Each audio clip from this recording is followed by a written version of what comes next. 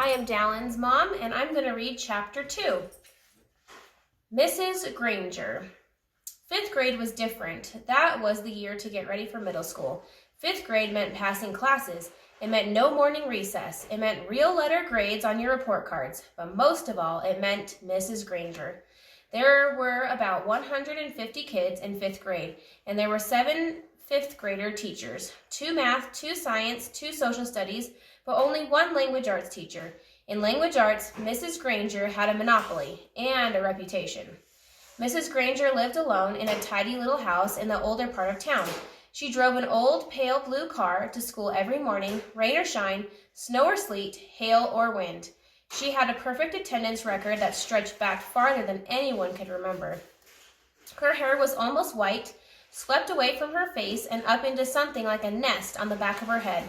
Unlike some of the younger women teachers, she never wore pants to school. She had 2 skirt and jacket outfits, her gray uniform and her blue uniform, which she always wore over a white shirt with a little cameo pin at the neck. And Mrs. Granger was one of those people who never sweats. It had to be over 90 degrees before she even took off her jacket. She was small as teachers go. There were even some fifth graders who were taller, but Mrs. Granger seemed like a giant. It was her eyes that did it. They were dark gray, and if she turned them on full power, they could make you feel like a speck of dust. Her eyes could twinkle and laugh too, and kids said she could crack really funny jokes. But it wasn't the jokes that made her famous. Everyone was sure that Mrs. Granger had X-ray vision. Don't think about it after chewing a piece of gum within 50 feet of her. If you did, Mrs. Granger would see you and catch you and make you stick the gum onto a brightly yellow index card. Then she would safety pin the card into the front of your shirt, and you'd have to wear it for the rest of the day at school. After that, you had to take it home and have your mom or dad sign the card and bring it back to Mrs. Granger the next day. And it didn't matter to Mrs. Granger if you weren't in 5th grade, because the way she saw it, sooner or later, you would be. All the kids at Lincoln Elementary School knew that at the end of the line, 5th grade, Mrs. Granger would be the one grading their spelling tests and the reading tests, and worst of all, the vocabulary tests. Week after week, month after month. Every language arts teacher in the world enjoys making kids use the dictionary. Check your spelling, check that definition, check those syllable breaks.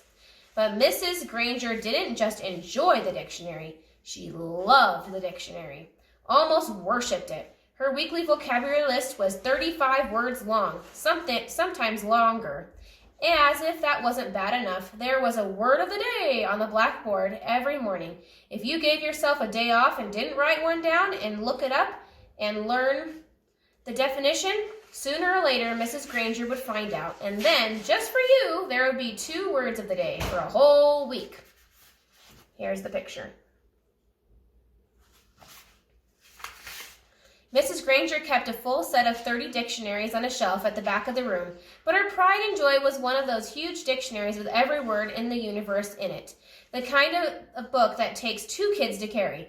It sat on its own little table at the front of her classroom, sort of like the altar at the front of a church. Every graduate of Lincoln Elementary School for the past 35 years could remember standing at the table listening to Mrs. Granger's battle cry, "Look it up! That's why we have a dictionary!" Even before the school year started, when it was still the summer before 5th grade for Nick and his friends, Mrs. Granger was already busy. Every parent of every new 5th grader got a letter from her. Nick's mom read part of it out loud during dinner one night in August. Every home is expected to have a good dictionary in it so that each student can do his or her homework properly.